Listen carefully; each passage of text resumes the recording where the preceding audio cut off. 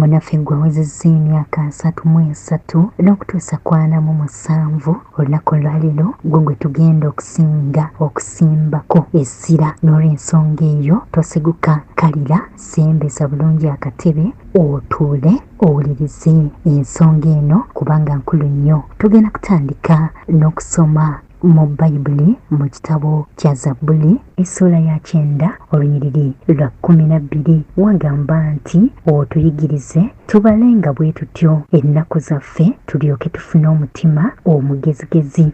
Munaffe nkugambye gwawezezza emyaka 33 n'okutuusa ku 47 olunaku olwaliro gwe ngenda okusimbako essira. Bannaffe mu nsi muno tutambula naye ebiseera kintu kikulu nnyo, emyaka kintu kikulu nnyo. Waliwo ebintu by'otagenda kusobola kukola ng'owezezza emyaka egimu. Kale nno gw'emyaka 33 wadde obadde weeraba oli muto, weebale nnyo kwekwata bulungi, weebale nnyo kwekuuma. Yadde olina emyaka 33 n'oba ng'olabika ng'owa 23, owe18 oba owa 25, ekyo kirungi nnyo era nnyongera okukusalira okaddiwa emyaka naye omubiri guleme okukaddiwa kubanga weetaaga amaanyi n'okukola. Newankubadde nga weyongera okuweza emyaka emingi, fuba nnyo okwekuuma olabike ng'oli muto, emyaka gireme okukwetimba. Kale newankubadde tusookedde eyo, naye eyo si y'ensonga enkulu. Munaffe tutandikidde ku ggwe ow'emyaka 33. Obadde okimanyi nti ggwe ow'emyaka 33 obussaayo emyaka 16 gyokka okuweza emyaka 50? Kirowoozeko munaffe bw'oba obadde tonnaba kukirowoozaako ng'olabira ddala okyali n'obudde. Mukwano gwaffe tukusaba otandike okubala obudde bwo. Emyaka 16 okuva kati ogenda kuba olina emyaka 50. Kitegeeza singa essaawa zino ozaala omwana bw'onooba oweza emyaka 50 ajja kuba n'emyaka 16. Naye munaffe ddira emyaka 16 gy'obuzaayo okuweza emyaka 5, osooka oggyeko emyaka 6 ogiteeke ku bbali osigazewo emyaka 10. Awo wensinziira ne nkubuuza ekibuuzo, emyaka 10 egiyise wali luddawa? Njagala okulaga nga bwe tutalina budde. Emyaka 10 egiyise gwali mwaka gwa 2015, gwalina emyaka 33, oteeka okuba nga waliwo bulungi era ne gye wali omanyiyo bulungi, naye olaba obudde bwe buddusa amangu. Mu mwaka 2015 gwokka wayiseewo emyaka 10. Kale njagala okuwa obulungi ekibala ekirungi nti nkugambye gwalina emyaka 33 obuzaayo emyaka 16 okoona emyaka 50. Nenkuwa ekibala ekyangu tiddira emyaka 16 otooleka emyaka 6 ogiteeke ku bbali osigazeewo emyaka 10. Nenkukubira ttooki emabega nenkugamba balabala emyaka 10 wali luddawa. Emyaka 10 egiyise ye 2015. Olaba obudde bwe buddusa amangu. Kale no munaffe emyaka 16 gy'olina okuva kati okutuuka ku myaka 5, fuba okulaba ng'ogikozesa bulungi, fuba okulaba nga togyonoona anti olabye bwe gidduka. Bwe twabadde tutandika twasomye ti Mukama tukusaba otuyigirize tubale bulungi ennaku zaffe mu nsi. Kaakati bw'oba olinawo emyaka 10, kale kankubuuze okuva mu 2015 okoleddemu biki? Naye gy'emyaka 10 giyiseewo.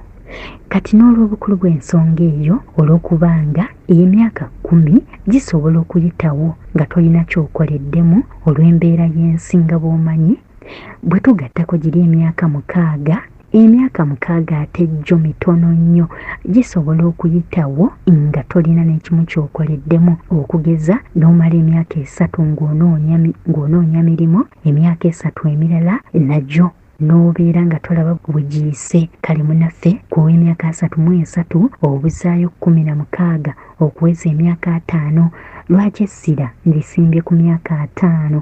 Kubanga emyaka 5 gy'emyaka omuntu mwaba atuuse mu masekkati g'emyaka 10, era mu myaka 5 omuntu aba agenderera okubeera nga takyalina maanyi bulungi. Kale nno tunula mu maaso, tunula gy'olaga lekeraawo okubeera mu bintu ebikumalira obudde, obalirire bulungi obudde bwo, kubanga ebula akaseera katono okoona emyaka 50 gye banaatandika okuyitira muzeeyi, oba oyagala oba toyagala.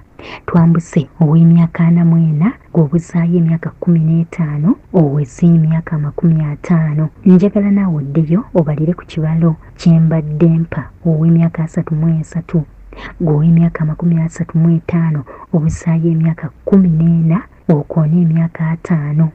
Owa 36 obuzaayo emyaka 13. Owa 37 obuzaayo emyaka 12.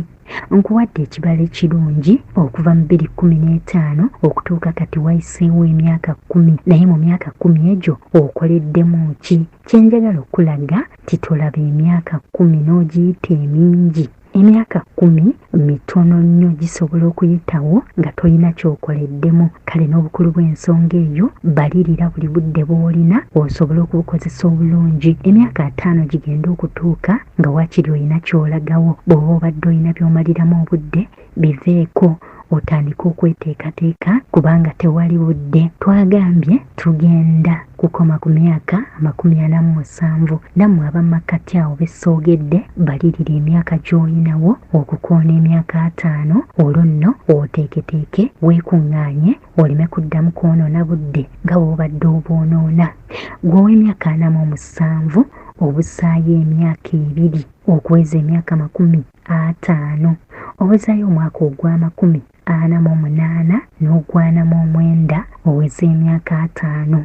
Kale nno weekuŋŋaanye emyaka gye egy'ebiri egibulayo oweze emyaka 5. Mukama bw'aba akuwadde omukisa osobola ogikoleramu ekyamagezi.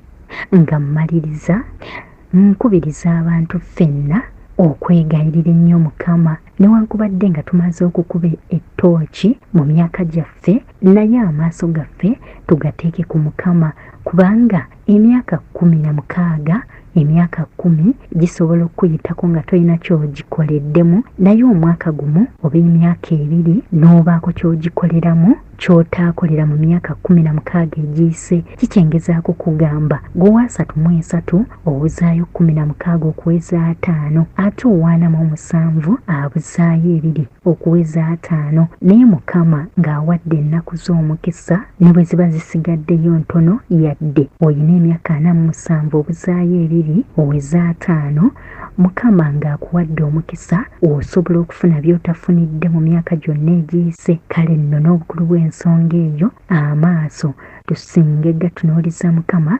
tumwegayirire awe ennaku zaffe omukisa, kubanga Mukama Katonda yatonda ensi n'eggulu mu nnaku 6. Kale nno Mukama alina obusobozi obukukolera yadde obuzaayo ebbanga ttono, yadde olabanga akaddiye, naye mu bbanga ttono, mu wiiki emu, mu mwezi gumu, Katonda ng'oli mwesigwa gy'ali ng'akusaasidde asobola okukuwa by'otafunidde mu myaka emingi gyonna gy'ozootambuliramu. Kale essira tusinge kulisimba ku Mukama, tutambule nga tuli beegendereza, naye okusingira ddala era tulekeraawo okwonoona obudde, kubanga tewali budde. Ekyo gy'olaba ng'emyaka 16 mitono nnyo era gisobola okufumuka ku sipiidi n'otalaba we giyise. Obudde bulinga ssente, bufumuka ku sipiidi n'otalaba we buyise.